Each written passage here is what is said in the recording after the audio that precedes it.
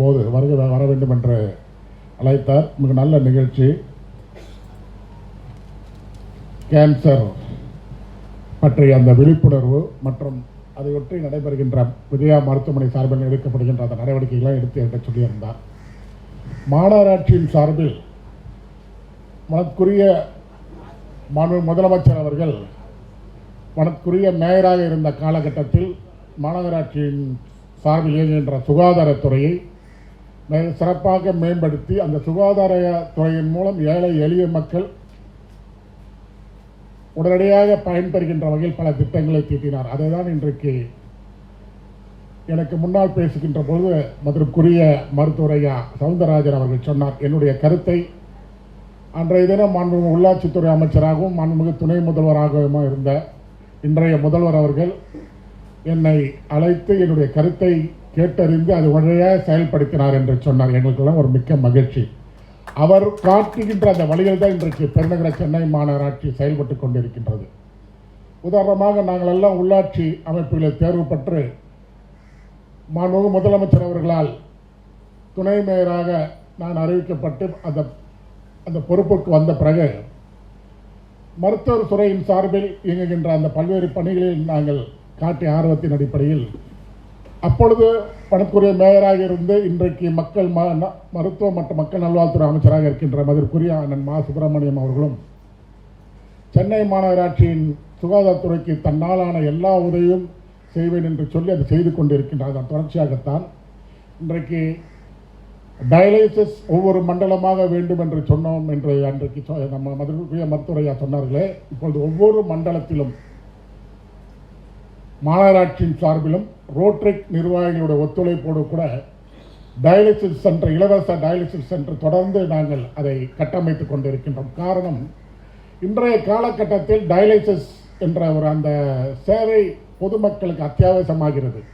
Dialysis சிகிச்சை பெற வேண்டும் என்றால் ஒவ்வொருத்தரும் கிட்டத்தட்ட ஒரு 2000-3000 அதற்காக வாரந்தோறும் அதற்கு செலவழிக்கக்கூடிய ஒரு சூழல் உருவாகிறது.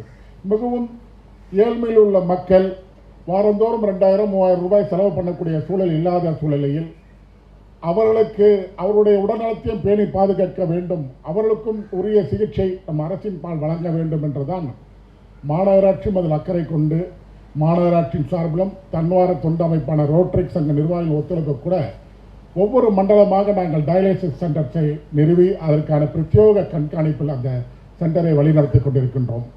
அதற்கு இன்னைக்கு மருத்துவர் ஐயா சவுந்தரராஜன் அவர் குறிப்பிட்டதை போல அவரும் அதை நாங்கள் செயல்படுத்துறதுக்கு அவரும் ஒரு காலத்தில் அதற்கு ஒரு படிக்கட்டாக இருந்திருக்கின்றார் என்பதை நினைக்கும் போது எங்களுக்கு மகிழ்ச்சியாக இருக்கின்றது. அதே போன்றுதான் மருத்துவத்துறையில் இன்றைக்கு ஏராளமான இன்றைக்கு நம்ம ஜோனல் ஹெல்த் ஆஃபீஸர் கூட இங்கே வரும்போது நான் இங்கே அவருடன் நடந்து வரும்போது சொன்னேன், விஜயா மருத்துவமனை அவர்கள் நிர்வாகிகள் இந்த கேன்சர் விழிப்புணர்வு நிகழ்ச்சிக்கு நடத்தி கூப்பிட்டிருக்கின்றார்கள். அவர்களுக்கு என்ன உதவி, இது சம்பந்தமான என்ன உதவி மாநகராட்சியின் பால் தேவைப்பட்டாலும் உடனடியாக செய்து கொடுங்கள் என்று அவருக்கு சொல்லியிருந்தேன். அவர்களும் கண்டிப்பாக நீங்கள் உங்களுடைய அந்த சேவைக்கு என்ன உதவிகள் மாநகராட்சியின் சார்பில் தேவைப்பட்டாலும் அவர்களை அணுகினால் அவர் அதுக்கான சட்டத்திட்டங்களுக்கு உட்பட்டு கண்டிப்பாக அதை உங்களுக்கு செய்து தருவார் என்ற நிகழ்வை தெரிவித்துக் கொள்கின்றேன். அது எப்பொழுதும் நான் கூட சொன்னேன், நம்முடைய மாணவர்கள் இன்றைக்கு சிறுநீர் பரிசோதனை செய்ய வேண்டும் என்று சொல்லியிருக்கோம். அது தொடர்ந்து நடைபெற்றுக் கொண்டிருக்கின்றது.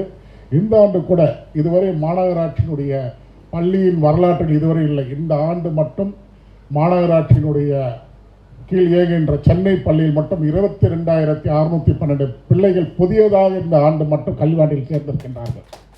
இது எதை காட்டுகின்றது என்றால், மாண்புமிகு முதலமைச்சர் அவர்கள் கல்வித்துறைக்கும் தனி அக்கறை கொண்டு அந்த கல்வித்துறையை மேம்படுத்த வேண்டும், தமிழ்நாட்டின் பிள்ளைகள் நல்ல நிலையில் படித்து முன்னுக்கு வர வேண்டும் என்ற அவர் எண்ணுகின்ற காரணத்தினால் இன்றைக்கு மாநகராட்சிக்கு அதிக நிதியை ஒதுக்கீடு செய்து கல்வித்துறையில் தனி கவனம் செலுத்துங்கள் என்று எங்களுக்கு உத்தரவிட்டதன் அடிப்படையில் கல்வித்துறைக்கு என்று இன்றைக்கு பல சலுகைகளை நாங்கள் அறிவித்து மாணவர்களுக்கு சிறந்த கல்வி அறிவை போற்றுகின்ற வகையில் இன்றைக்கு அது மாநகராட்சி கல்வித்துறையும் செயல்பட்டு கொண்டிருக்கின்றது.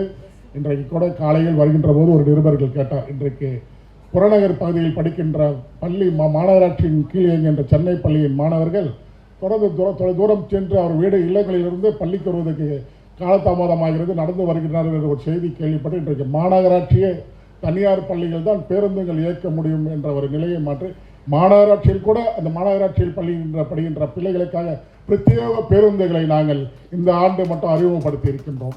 அது எல்லா வகையிலும் பொதுமக்களுக்காக அந்த அரசு இது மக்கள் நலன் காக்கின்ற அரசு.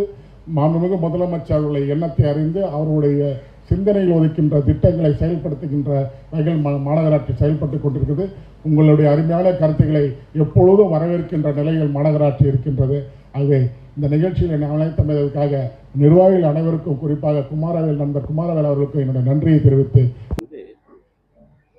டாக்டர் ஏபிஜே அப்துல் கலாம் அவர்களால் 19/6/2003 துவக்கி வைக்கப்பட்டது. அவர் பிரசிடெண்ட் ஆகிறதுக்கு முன்னாடி எங்களுடைய சேர்மன், எக்ஸிக்யூட்டிவ் சேர்மனாக இருந்தார் டாக்டர் சர்க்கார். அவருடைய ஒரே ஒரு ஆசை என்னென்னா, ஒரு புற்றுநோயற்ற சமுதாயத்தை உண்டாகணும். ஏன்னா புற்றுநோய்ங்கிறது ஒரு நோய் இல்லை, அது ஒரு பிரச்சனை தான். ஒரு சாதாரண என்ன பண்ண ரெகுலேட் பண்ண வேண்டிய மெக்கானிசம் தான். அதை ரெகுலேட் பண்ணி கொடுத்துட்டோன்னா திரும்பி எல்லாருக்கும் க்யூர் ஆகிடும். அது உண்டாகிறதுக்கான காரணிகளை சின்ன வயசுலேருந்து புரிகிற மாதிரி அவங்களுக்கு சொல்லித்தரதுக்கு ஸ்டூடெண்ட்ஸ்கிட்ட ஃபஸ்ட்டு போயிட்டு அவங்களுக்கு ஒரு அவேர்னஸ் க்ரியேட் பண்ணு அப்படின்னு சொன்னதுனால கிட்டத்தட்ட ஒரு 5000 ஸ்டூடெண்ட்ஸ்க்கு 2003 2010 வரையும். ஏன்னா கவர்மெண்ட் அதுக்கு பிறகு ஸ்டூடெண்ட்ஸ் இங்கே கூட்டிகிட்டு நீங்கள் லெக்சர் கொடுக்கக்கூடாது, அவங்க ட்ராவல் பண்ணும்போது வரக்கூடிய ஆக்சிடென்ட்டுக்கு ப்ராப்ளம் இருக்குன்னு சொல்லி நிறுத்திட்டாங்க. ஆனால் அதுக்குள்ளாரையே நாங்கள் 5000 ஸ்டூடெண்ட்ஸ்க்கு ரைட் ஃப்ரம் கன்னியாகுமரியிலேருந்து இந்த எண்டில் கர்நாடகா பார்டர் வரையும் கேரளா பார்டர் வரையும் உள்ள ஸ்டூடெண்ட்ஸோடு பேசியிருக்கோம். பேசி அவங்களுக்கு பாடம் சொல்லி தரும்போது அவர்கள் தன்னுடைய ஸ்கூலில் நடக்கக்கூடிய ப்ரேயர் மீட்டிங்கில் அதை எல்லாருக்கும் அனௌன்ஸ் பண்ணுவாங்க. மீதி எல்லாருமே வர முடியாது. அது மாதிரி ஃபஸ்ட்டு ப்ரிவென்ஷன் அங்கேருந்து ஆரம்பித்தோம். செகண்ட் ப்ரிவென்ஷன், டாக்டர்ஸ்க்கு நிறைய பேருக்கு இது கேன்சர்னால் என்னன்னு தெரியாமல் இருக்குன்னு சொல்லிட்டு டாக்டர் அவேர்னஸ் ப்ரோக்ராம் அப்படின்னு சொல்லிட்டு அது ஒரு 10 வருஷம் நடத்தி அவர்களுக்கு எப்படி இதை கண்டுபிடிக்கிறது அப்படிங்கிறதுக்கு அவர் ப்ரோக்ராமாகவே போட்டிருந்தேன். பேர் கதி அப்படின்ற வழி, எந்த வழியில் போனால் அவங்களுக்கு கண்டுபிடிக்கணும் அப்படிங்கிறது நடத்திட்டு இருந்தோம். அதன் பிறகு பப்ளிக் அவேர்னஸ் ப்ரோக்ராம், அதில் 2ஆக பிரிச்சிருந்தோம். ஏடி கேன்சர் டிடெக்ஷன் ஒன்றும், மற்றபடி கிளாஸ் எடுத்துகிட்டு பப்ளிக்கை கூப்பிட்டு வச்சு சொல்லிக் கொடுக்குறோம். 2 விதமாக பண்ணோம். இவ்வளோ பண்ணியும் ஏடி டிடெக்ஷனுக்கு எல்லாருமே பயப்படுறாங்க, இன்க்ளூடிங் த டாக்டர்ஸ்க்கும். அது என்ன காரணம் அப்படின்னா, எங்களோட ஓன் டாக்டர்ஸே கேட்டேன்னா, எனக்கு வயசில் ஒரு பொண்ணு இருக்குது, நீங்கள் எதையாவது பார்த்துட்டு கேன்சருக்குன்னு சொல்லி எதையாவது வைத்தியம் பண்ணிட்டீங்கன்னா, என் தலைமுடியெலாம் விழுந்துச்சுன்னா என் பொண்ணை பார்க்க யாரும் வரமாட்டாங்க, அதனால நான் அதில் பங்கெடுத்துக்கிறதா. எங்கள் டாக்டர்ஸை செக் பண்ணிக்கிட்டு வரமாட்டாங்க. இருந்தாலும் இந்த பர்சியூட் என்னென்னா, புற்றுநோயற்ற சமுதாயம் உண்டாகணும் அப்படின்னா கம்பல்சரியாக எல்லாரும் ஏடி கேன்சர் டிடெக்ஷனுக்கு வந்து தான் ஆகணும். அதுலேருந்து ஏன்னா உங்களுக்கு கேன்சர் தெரியறதுக்கு முன்னாடியே அது 13 to 16 வருஷம் முன்னாடி ஆரம்பிக்கிற விஷயம். இன்னொரு கேள்வி எல்லாரையும் என்ன ரொட்டீனாக கேட்குறது என்னென்னா, 15 வயசு பசங்க, 11 வயசு பசங்க, அவங்களுக்கெல்லாம் கேன்சர், அவங்க இன்னும் எக்ஸ்போசரே ஆகலையே, அவங்களுக்கு எப்படி வரும் அப்படின்னு கேள்வி கேட்குறாங்க. அது பிறக்கும்போது உள்ள ஜீன்லேருந்தே வரும். ஸோ அந்த ஜீன் மாடிஃபை ஆகி அது கேன்சராக மாறதுக்கு 16 வருஷம் ஆகிருக்கும். குறைக்குள்ளே இருக்கும். அதெல்லாம் கன்ஜெனிட்டல் டியூமர்ஸ் அப்படின்னு சொல்லுவோம். அது 1% கூட வராது, அதுக்கு கீழே தான் இருக்கும். மற்றபடி ஹேபிட்ஸ்னால் வரக்கூடிய கேன்சர்ஸ் ரொம்ப அதிகமாக இருக்கும்.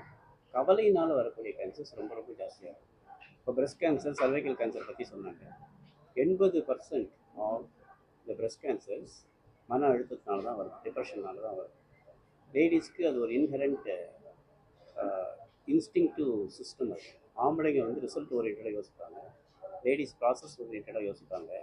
ஸோ அதுக்கு ஒரு ப்ராப்ளத்துக்கு சொல்யூஷன் கண்டுபிடிக்கிறது எவ்வளோ கஷ்டம் அப்படிங்கிறத ஆம்பளைங்க டக்குன்னு கண்டுபிடிச்சிடுவோம். ஆனால் லேடிஸு அது கண்டுபிடிக்கிறது ரொம்ப நாள் ப்ராசஸ் பண்ணி தான் வரும். ஸோ அந்த பிரெயின் அதில் ஆக்டிவ் ஆகி அது டல் ஆகிட்ட போது டிப்ரெஷனில் கொண்டு விட்டுடும். அந்த டிப்ரெஷன்லேருந்து உடம்புல கோணமான செல்கள் வளர்ந்து பிரஸ்ட்லேயோ சர்வெக்ஸ்லேயோ அஃபெக்ட் ஆகும். இது எல்லாத்தையும் கூட இந்த ப்ரோக்ராமில் சொல்லியிருக்கோம். இந்த வாட்டி இந்த ப்ரோக்ராமில் அடிஷ்னலாக நாங்கள் போட்டது 2 தான். ஒன்று இந்த கொரோனா இங்கே ஜாஸ்தியாக இருக்கிறதுனால பல்மனரி ஃபங்க்ஷன் டெஸ்ட் பண்ணி லங் கெப்பாசிட்டி பற்றி பார்க்குறதும், கரஸ்பாண்டிங் எக்ஸ்ரே எடுத்துகிட்டு சைலண்ட்டாக உள்ளுக்குள்ளார கொரோனா இருக்கிறதுக்கு வாய்ப்பு இருக்கா அப்படிங்கிறது செக் பண்ணணும். இதில் சேர்த்துக்கணும். ஏன்னா இன்னும் கொஞ்ச நாள் நீங்களே பார்ப்பீங்க, கொரோனா சர்வைவர்ஸ் அவங்களுக்கு விதவிதமான புற்றுநோய் வரதுக்கான வாய்ப்புகள் அதிகமாகும். அதனால் அதை முதல்ல இப்போவே ப்ரெடிக்ட் பண்ணி பார்க்க ஆரம்பிக்கணும். மற்றபடி ரொட்டீனாக பிளட் கேன்சர் இருக்கான்னு பார்க்குறதுக்கு ஒரு பெரிஃபரல் ஸ்மியர் போகும்.